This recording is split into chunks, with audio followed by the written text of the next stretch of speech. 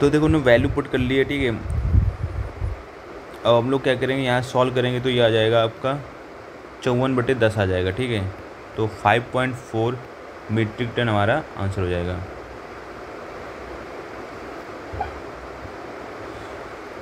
बात करते हैं नेक्स्ट क्वेश्चन की। तो कह रहा है किसी समूह में 45 मजदूर हैं, ठीक है, 8 घंटे प्रतिदिन काम करके 40 दिन में काम समाप्त करते हैं। दूसरे समूह में 60 मजदूर है जो 9 घंटे प्रतिदिन काम करते हैं। यदि पहले समूह का 3 मजदूर उतना ही काम करता है जितना कि दूसरे समूह का 5 मजदूर, तो बताएं पूरा काम समाप्त होने कितने दिन लगेंगे। तो पहले समूह का 3 मजदूर, ठीक है, तो मान लो 3m1, ठीक है, कितना करता है वो दूसरे समूह के 5 मजदूर के बराबर काम करता है। तो m1 ratio m2 equal to 5:3।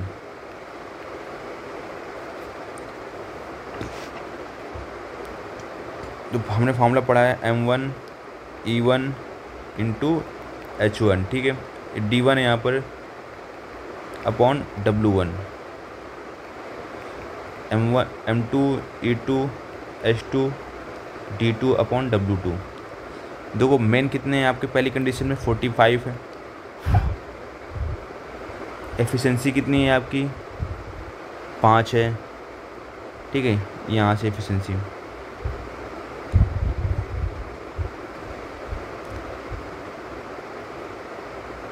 ये इसको E1 E2 मान लो, ठीक है, कोई M1 M2 वैल्यू दूसरी मानी है। H1 की वैल्यू कितनी है आपकी, 8 घंटे। नंबर ऑफ डेज कितने हैं, 40। वर्क तो सेम है, ठीक है, 60 मजदूर हैं, 9 घंटे काम करते हैं। नंबर ऑफ डेज आपको निकालने हैं, ठीक है। एफिशिएंसी आपकी कितनी है, 3 है। बस सॉल्व कर लेते हैं इसको। 20 दूनी 40, 20 तियां 60, 9 पे ना 45। तो D2 इक्वल टू कितना हो गया, 50-25 200/400 D2 बराबर 400/9 दिन।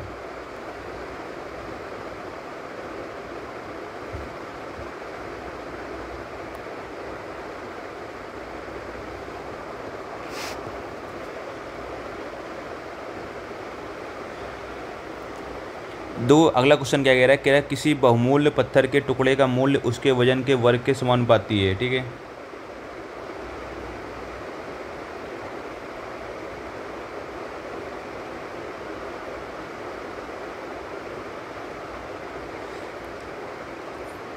जो गिरकर वजन के अनुसार 1:2:3 में टूट जाता है, 1:2:3 में टूट जाता है।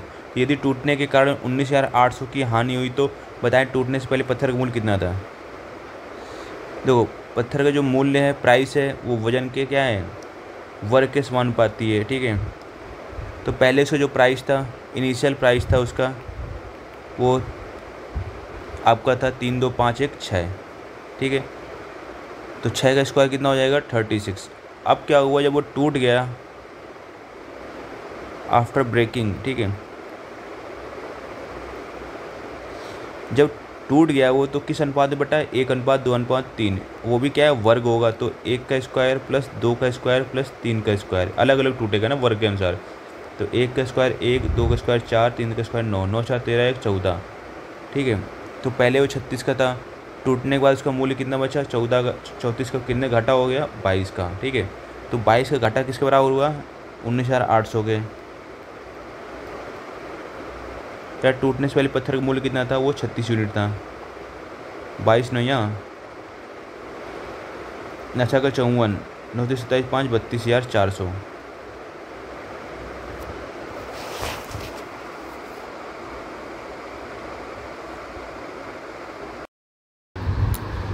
चलिए देखते हैं नेक्स्ट क्वेश्चन। तो अगला क्वेश्चन हमारा क्या कह रहा है, कह रहा है किसी वस्तु का भार इसकी मोटाई के समानुपाती है। तो भार को मान लेते हैं W, ठीक है, और इसकी मोटाई समानुपाती मान लेते हैं M, ठीक है।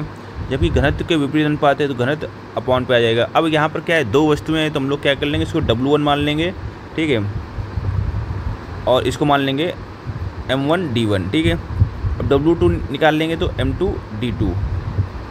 तो यहाँ से अगर हम लोग कन्वर्जन करते हैं, W1/W2 equal to M1 D1 into D2/M2 हो जाएगा। कोई दिक्कत समस्या नहीं आता। तो इनके भारों का अनुपात कितना है 4:5, तो यहाँ पर हम लोग 4:5 कर लेंगे। इक्वल टू मोटाई का अनुपात कितना है 2:3 है, ठीक है। तो मोटाई M1 M2 है, 2:3 हो गया, कोई दिक्कत नहीं है। और ये D2/D1, ठीक है। यहाँ सॉल्व करते हैं तो 2 दूनी 4, तो D2/D1 जो आता है हमारा वो आता है 6:5। तो हमें D2/D1 नहीं चाहिए, हमें D1:D2 चाहिए, तो ये हो जाएगा 5:6। तो उम्मीद है कि आपको समझ में आ गया होगा क्वेश्चन। चलिए अगला क्वेश्चन देखते हैं, ठीक है। ये एक्चुअल में क्या है, सतत अनुपात वाला है कॉन्सेप्ट, ठीक है। तो सतत अनुपात का आपको पता है क्या है कि अगर A/B समानुपात B/C होता है, ठीक है। तो अब क्या कह रहा है, x-2 x एवं x+6 सतत अनुपात में है। तो ये A की वैल्यू हो गई, ये B की वैल्यू हो गई और ये C की वैल्यू हो गई, ठीक है। अब इनको सतत अनुपात में करना है तो x-2 1/2, ठीक है, इक्वल टू 2/3।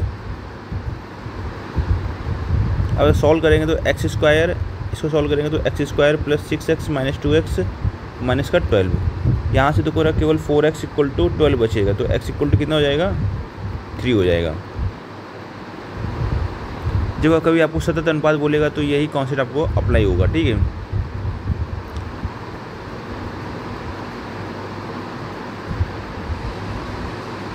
देखो अगला क्वेश्चन देखते हैं हम लोग। कह रहा है भारतवर्ष में एक मानचित्र में कोलकाता से दिल्ली के बीच की जो वास्तविक दूरी है वो 1450 किलोमीटर को 5 सेंटीमीटर प्रदर्शित किया गया है। इस मानचित्र में किस स्केल का प्रयोग किया गया है। तो कह रहा है कि यार 5 सेंटीमीटर में 1450 दिखाता है, तो 1 सेंटीमीटर कितना दिखाएगा, तो ये सिंपल सा है। 5 सेंटीमीटर दिखाता है 1450 किलोमीटर, तो इसको कन्वर्ट कर लेते हैं सेंटीमीटर में। तो अगर 1 किलोमीटर में होते हैं 1000 मीटर और 1 मीटर में होते हैं 100 सेंटीमीटर, तो कुल मिला के कितना हो गया 1.45। इसको तो हो रहा है 3 ये गए, 3 3 6 7 × 10 की पावर, या अभी शायद ना करो 10 की पावर 7, ठीक है। तो इसको एक मिनट पहले 1 सेंटीमीटर की वैल्यू निकाल लो आप। तो 1 सेंटीमीटर कितना हो जाएगा, 5 का डिवाइड करेंगे तो 29 पंचे 45, ये 290 हो जाएगा। 100 सेंटीमीटर होते हैं और ये 100, ठीक है। तो अब इसका ये स्केल आएगा, ये एक्चुअल में आपका एक्चुअल स्केल आएगा। तो आप 29 निकाल लो, 29। अब देखो रहा इसके बाद कितने जीरो बाकी, 3 2 5 1 6 × 10 की पावर 6 सेंटीमीटर, ठीक है। सिंपल सा क्वेश्चन था।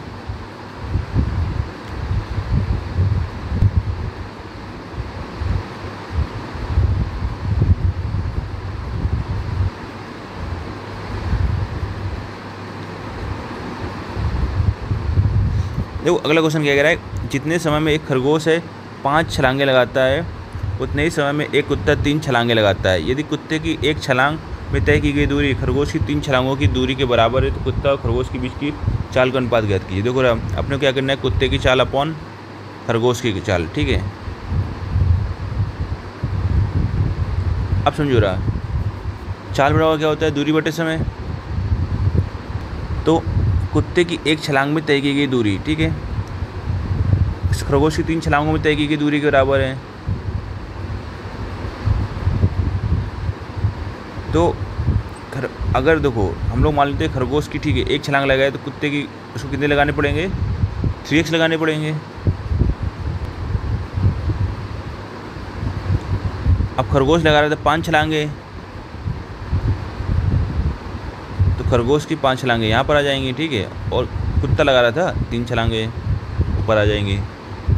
तो इसको जो सॉल्व करेंगे तो 9:5 हमारा आंसर हो जाएगा।